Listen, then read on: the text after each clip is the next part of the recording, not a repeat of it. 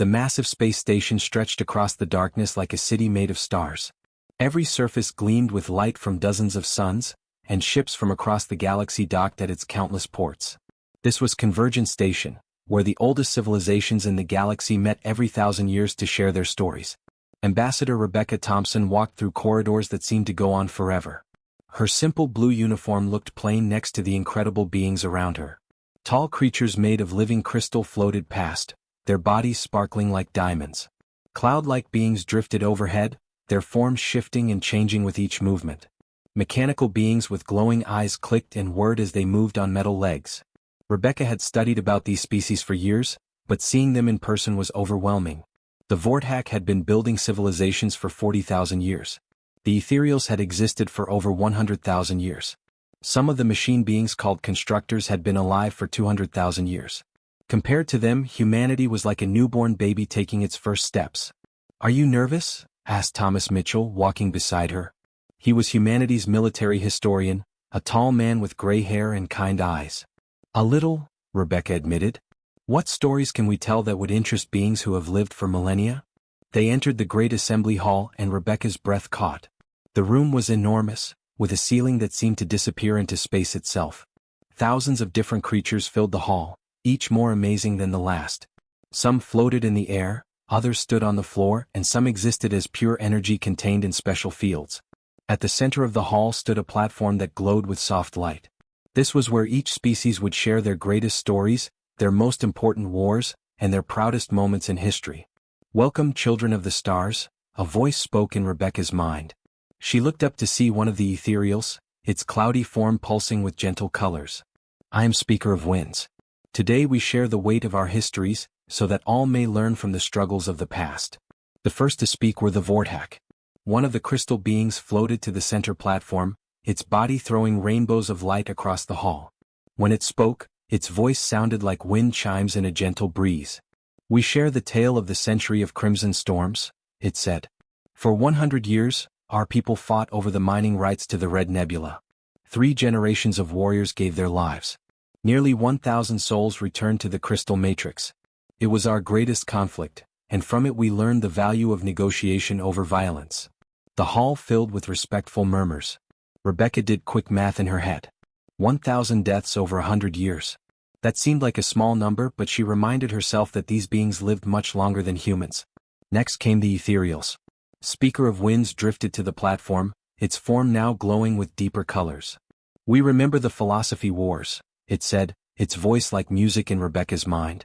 "For 50,000 years, 2 schools of thought battled for the future of our consciousness. The seekers of light believed in individual growth.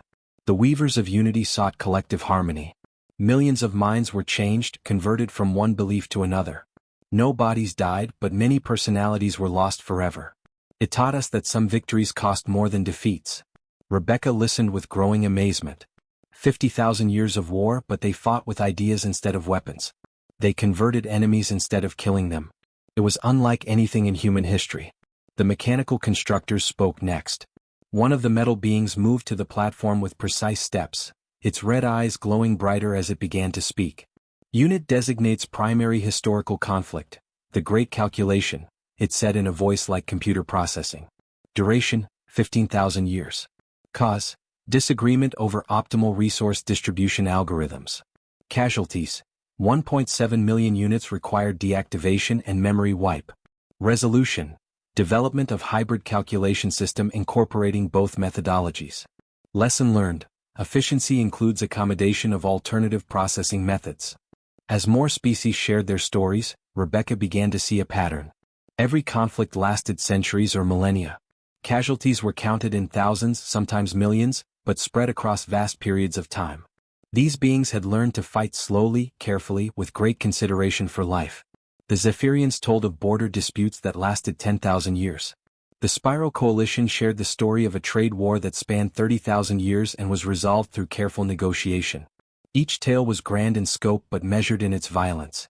Finally, it was humanity's turn. Rebecca stood up, feeling very small among these ancient beings. She walked to the platform, her heart beating fast. What could she possibly say that would interest these creatures who had lived through eons of history? I am Rebecca Thompson, representing humanity, she said, her voice carrying across the vast hall. We are young compared to you, but we have our own stories to share. The hall grew quiet. Thousands of ancient beings turned their attention to this representative of a species barely out of its home solar system. Rebecca took a deep breath and began. We would like to tell you about what we call the Great War, though history knows it as World War I. It began in the year 1914 of our calendar, just over a century ago. She looked out at the assembled beings, their forms still and attentive. These creatures who measured time in millennia were about to hear about a conflict that lasted only 4 years. But those 4 years had changed humanity forever. 70 million soldiers were mobilized for this war, Rebecca continued.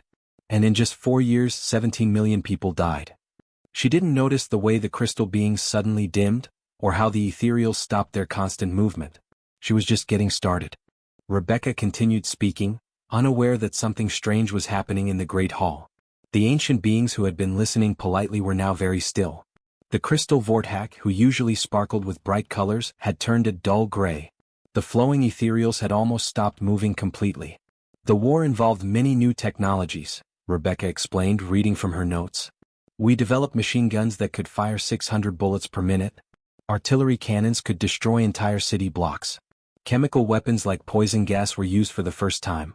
She looked up and noticed that the hall seemed quieter than before, but she thought the aliens were just being respectful listeners. Thomas Mitchell stepped forward to help her explain. The interesting part is how quickly we learned to mass-produce weapons, Thomas said with enthusiasm. Factories that used to make cars started making tanks instead. Women who had never worked outside their homes learned to build shells and bullets. We turned our entire civilization into a war machine in just a few years. A strange sound came from the section where the Zephyrians sat. It was like the whir of computers working very fast. Their biomechanical interfaces were glowing brighter than usual, as if they were trying to solve a very difficult math problem. The trenches were fascinating from a tactical standpoint, Thomas continued. Soldiers would dig long ditches in the ground and live there for months, sometimes years. They would go over the top and run toward the enemy trenches, often crossing no man's land filled with barbed wire and machine gun fire. Dr. Margaret Davies, humanities cultural expert, joined them on the platform. She was an older woman with silver hair who always tried to help others understand human customs. What made this war special was how it affected everyone, Margaret explained. Entire nations were involved. Families sent their sons, fathers, and brothers to fight. Cities were bombed. Civilian areas became battlefields. No one was safe from the war, even people who weren't soldiers. The silence in the hall was becoming very noticeable now. Rebecca finally looked around and saw that many of the alien delegates were sitting perfectly still. The ethereals, who never stopped moving, looked like frozen clouds. The crystal beings had lost almost all their light. Of course, the technology improved throughout the war, Rebecca said, trying to fill the uncomfortable quiet. By the end, we had flamethrowers that could burn through enemy trenches. We had developed early chemical weapons that could kill soldiers even if they were wearing gas masks. We even started using aircraft for bombing runs. She noticed that one of the oldest beings in the hall, a consciousness keeper that was said to be older than some star systems, had turned its attention fully toward the human delegation. This creature almost never moved or spoke, but now it seemed very interested in what the humans were saying. The war ended in 1918, Rebecca continued. We called it the war to end all wars because we thought nothing could ever be worse. People believed that humanity had learned its lesson about large-scale conflict. Thomas nodded and added, the peace treaty was signed and everyone hoped that wars like this would never happen again. Nations worked together to create new international laws. They formed organizations to help prevent future conflicts. Margaret smiled at the assembled aliens. It was a terrible war, but it taught us important lessons about working together and the cost of fighting. Humans learned to value peace more because we had seen what war could do. The hall remained silent. Rebecca was starting to feel worried. Usually when species finished their presentations, there were questions or comments. The other aliens had received polite applause and interested discussions. But the ancient beings just stared at the humans without saying anything. The casualties were unfortunate, Rebecca added, thinking maybe she hadn't explained the human losses clearly enough. 17 million dead, 23 million wounded. Entire villages lost all their young men. Some countries lost almost 10% of their population. Still no response. The silence was becoming painful. Rebecca looked at Thomas and Margaret, who seemed just as confused as she was. Perhaps, said Thomas, trying to break the uncomfortable quiet. You would like to hear about how the war changed human society? Women entered the workforce in large numbers. Technology advanced rapidly. Art and literature were transformed by the experience of mechanized warfare. Margaret nodded eagerly. The war poems of that era are quite beautiful, actually. Soldiers wrote about the horror but also about friendship and sacrifice. The human spirit found ways to create beauty even in the worst circumstances. Finally, one of the mechanical constructors spoke up. Its red eyes were flashing in patterns that meant it was confused or alarmed. Query, it said in its flat electronic voice. Verification requested. Human delegate states 17 million casualties over 4-year period. This equals approximately 11,600 deaths per day. Calculation seems incorrect. Rebecca checked her notes. No, that's right. About 11,000 people died every day during the war, sometimes more during big battles. The silence that followed was even heavier than before. Rebecca could see the aliens exchanging looks or signals with each other, but she couldn't understand what they meant. Oh, Margaret said suddenly, as if remembering something important. I should mention that this wasn't our only big war. We had an even larger conflict just 20 years later. World War II was much worse than the first one. The effect of these words was immediate and startling. Several of the ethereals actually stopped moving completely, something that never happened. The crystal beings became so dim they were almost invisible. Even the tough mechanical constructors seemed to freeze in place. The ancient consciousness keeper, which had remained silent for thousands of years, suddenly spoke in a voice that reached every mind in the hall. Impossible. Rebecca felt encouraged by the first word anyone had spoken since the uncomfortable silence began. She thought the ancient being wanted to hear more details, so she smiled and continued with her presentation. World War II was indeed much larger, she said, pulling out another set of notes. It lasted from 1939 to 1945, about 6 years. This time, the casualties were between 70 and 85 million people. The numbers hung in the air like a physical weight. Rebecca didn't notice that several of the floating aliens had actually sunk closer to the ground, or that some of the mechanical beings had started making soft beeping sounds like alarms. Thomas stepped forward to help explain. The scale was incredible, he said with the enthusiasm of someone who had studied military history his whole life. We had fighting on every continent except Antarctica. The Pacific Ocean became a battlefield. The Atlantic was full of submarine warfare. Cities in Europe were bombed almost every night for years. Dr. James Harrison, humanities lead historian, joined them on the platform. He was a short man with thick glasses who loved sharing historical facts. The technological advances were remarkable, James said, adjusting his glasses. We developed radar, jet engines, and rockets. We created weapons that could destroy entire city blocks with a single bomb. By the end of the war, we had split the atom and created weapons that could level entire cities. Rebecca nodded and continued reading from her notes. The Holocaust was particularly tragic. About 6 million people were systematically murdered in concentration camps. But that was just part of the civilian casualties. Strategic bombing campaigns targeted cities full of ordinary people. She looked up and saw that the ancient consciousness keeper had moved for the first time in recorded history. It was leaning forward, and its enormous presence seemed to fill the hall with a sense of shock. We had battles that lasted for months, Thomas added. The Battle of Stalingrad went on for 5 months. Over 2 million people died in that single battle. The siege of Leningrad lasted 872 days, and about 1 million civilians starved to death. Margaret tried to add some positive context. But humans showed incredible resilience during this time. People worked together like never before. Entire nations dedicated everything they had to the war effort.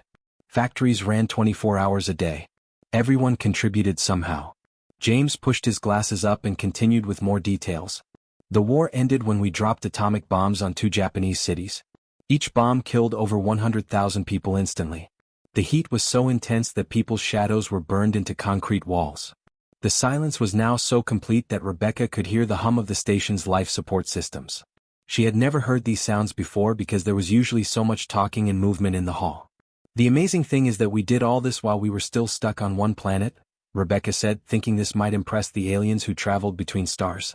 We didn't have faster-than-light travel. We didn't have energy shields or advanced medicine. Our most powerful computers were barely more advanced than calculators.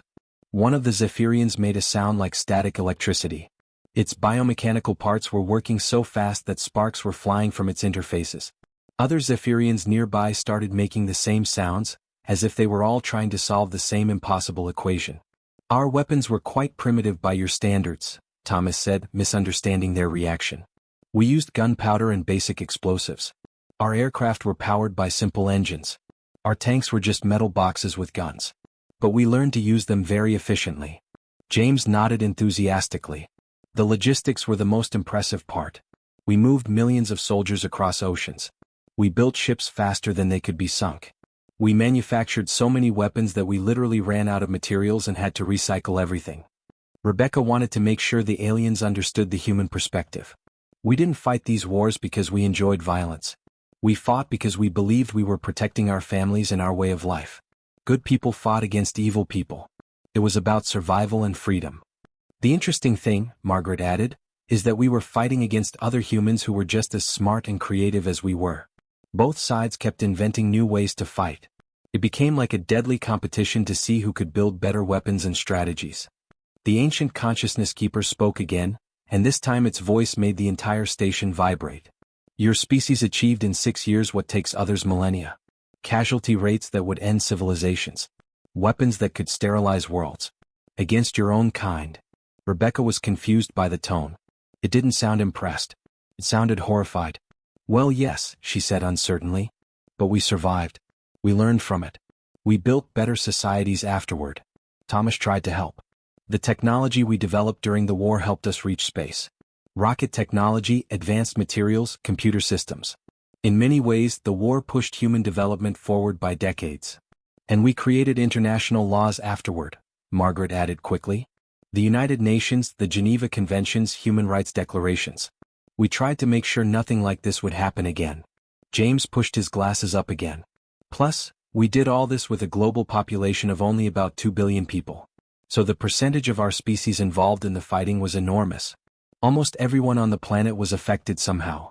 The hall remained silent, but now Rebecca could feel something different in the air. It wasn't just quiet. It felt like the moment before a thunderstorm, when the air itself seems to hold its breath. The consciousness keeper's voice came one more time, barely above a whisper but heard by every being in the hall. No species survives such efficiency in destruction. The mathematics of evolution do not permit it. Rebecca looked around at thousands of ancient faces, all staring at her with expressions she couldn't read. For the first time she began to wonder if she had said something terribly wrong. The great hall emptied quickly after the human presentation ended. Ancient beings who had never agreed on anything moved together toward the private chambers, their forms radiating confusion and something that looked like fear. Rebecca and the other humans were politely asked to wait in their guest quarters while the Elder Council held an emergency session. Did we say something wrong? Rebecca asked Thomas as they walked through the quiet corridors. The station felt different now, less welcoming. I don't think so, Thomas replied, but his voice was uncertain. We just shared our history like everyone else did. Behind the sealed doors of the Elder Council chamber, beings who had witnessed the birth and death of stars struggled to understand what they had just heard. The chamber itself was ancient, its walls made from crystallized time that showed glimpses of the past in its depths. The Vortak delegate, its crystal form still dim with shock, spoke first. We must verify these numbers. Surely there was an error in translation. One of the mechanical constructors projected holographic displays into the center of the room. Charts and graphs filled the air, showing the mathematics of warfare across different species. No translation error detected, the constructor reported. Human conflict designated World War I shows casualty rate of 4,250 deaths per day over 1,560-day period. Human conflict designated World War II shows casualty rate of 38,356 deaths per day over 2,194-day period. The ethereal delegate, speaker of winds, flowed closer to examine the data. Its misty form trembled as it spoke. Our greatest conflict, the philosophy wars, lasted 50,000 years. Total casualties, 3.2 million minds converted, 0 physical deaths. We thought ourselves monsters for this. A Zephyrian analyst added its calculations to the holographic display. The Spiral Coalition Trade War, 30,000 years duration, 847 total deaths, all from old age during negotiations. The Grand Border Dispute of Sector 7, 12,000 years, 2,341 casualties from both sides combined. The oldest being in the chamber, the consciousness keeper of the Eternal Archive, had been silent since making its declaration of impossibility. Now it spoke in thoughts that reached every mind present. I have observed this galaxy for 500,000 years. I have catalogued the rise and fall of 10,000 civilizations. I have seen species destroy themselves through war, plague, and disaster. But never have I witnessed a species capable of such concentrated destruction that still exists. The crystal being representing the Vortex shared its people's most terrible memory. Our great shattering lasted 3,000 years. We fought over control of the crystal caves on our home moon. It was the most devastating conflict in our recorded history. The final count, 247,891 lives lost. We built monuments to each individual death. We still mourn them today. These humans, the constructor continued, its red eyes flashing rapidly, achieved in their second major conflict what would take our species 73,000 years to accomplish, if we maintained our historical casualty rates. The ethereal speaker of winds created swirling patterns of color as it processed the information. They spoke of systematic extermination. 6 million deaths as a side project of their larger war. We cannot comprehend this level of organized destruction. A representative from the ancient Spiral Coalition, being so old they remembered when galaxies collided, added their perspective. Most species that develop such efficient methods of warfare use them once and destroy themselves completely. The mathematical probability of survival after conflicts of this intensity approaches zero. The Zephyrians showed more calculations. Consider, they achieved this level of destruction while confined to a single planet. No faster-than-light travel. No energy shields. No advanced medical technology to heal massive casualties. Their weapons were primitive chemical explosives and basic metallurgy. Yet they survived, whispered the Consciousness Keeper. Not only survived but thrived. They reached for the stars. They created art and music. They built societies focused on preventing future conflicts. The constructor displayed images from human history that its databases had collected. Analysis of post-war human behavior shows unusual patterns. Instead of celebrating their destructive capabilities, they created memorials to mourn their losses. They established international organizations to prevent future wars. They teach their children about the horrors, not the glories. The Vortex delegate grew even dimmer. We have spent 40,000 years learning to resolve conflicts through patience and negotiation. We pride ourselves on our peaceful evolution. These humans learned the same lessons, but they learned them through fire and blood in mere decades. Speaker of Winds created new patterns, these ones darker and more complex. Their ambassador spoke of these wars as tragedies to be prevented. She showed no pride in their destructive efficiency. This is unprecedented. The implications are staggering, added the Spiral Coalition representative. If a species can wage wars of such totality and choose peace afterward, what else might they be capable of? What other aspects of their nature might exceed our understanding? The ancient beings fell silent, each lost in thoughts that spanned millennia of experience. They had seen civilizations rise through slow growth and careful expansion. They had witnessed species fall through gradual decline or sudden catastrophe. But they had never encountered anything like humanity. The Consciousness Keeper spoke once more, its mental voice heavy with the weight of eons. I have a terrible thought, Ancient Ones. What if we have been wrong about the nature of survival? What if our careful, slow approach to existence is not wisdom but weakness? What if the ability to endure such destruction is not madness but strength?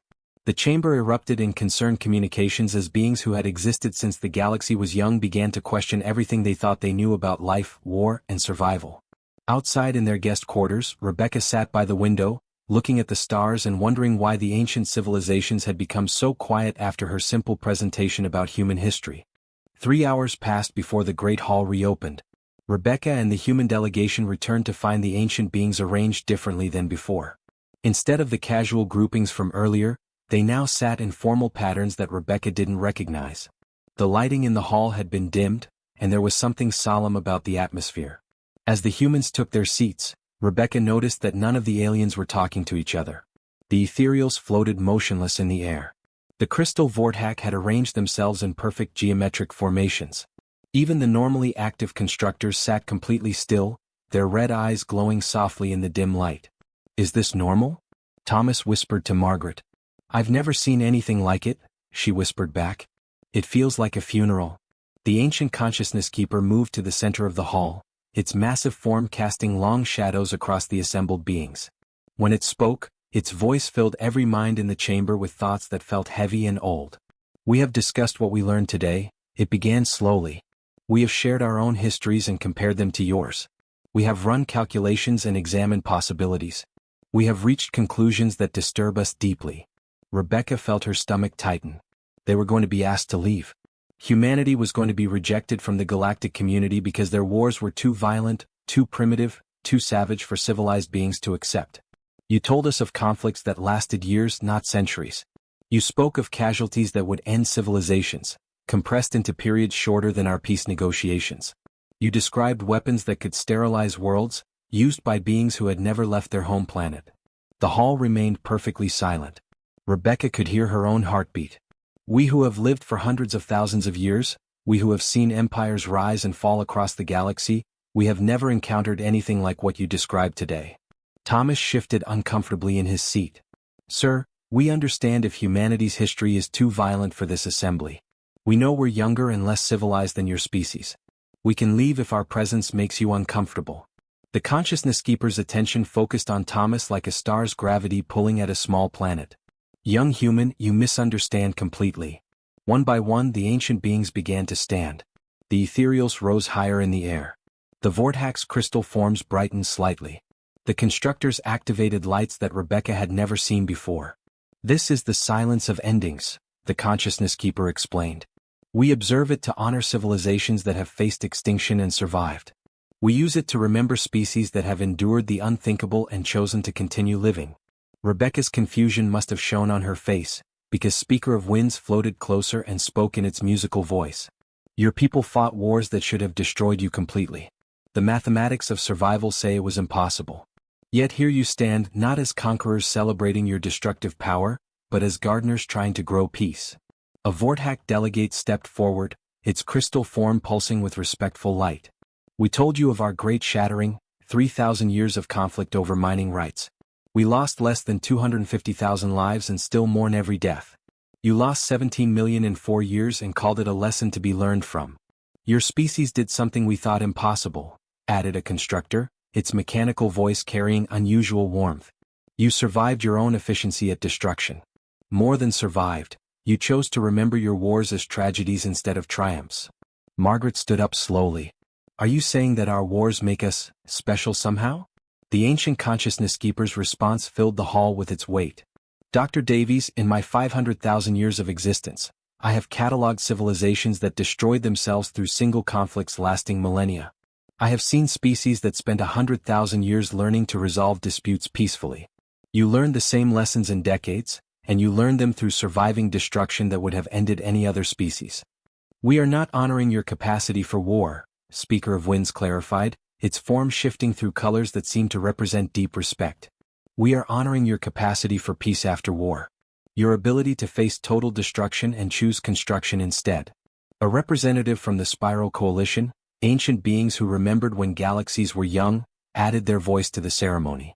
"We have spent eons avoiding conflict through careful diplomacy and slow negotiation.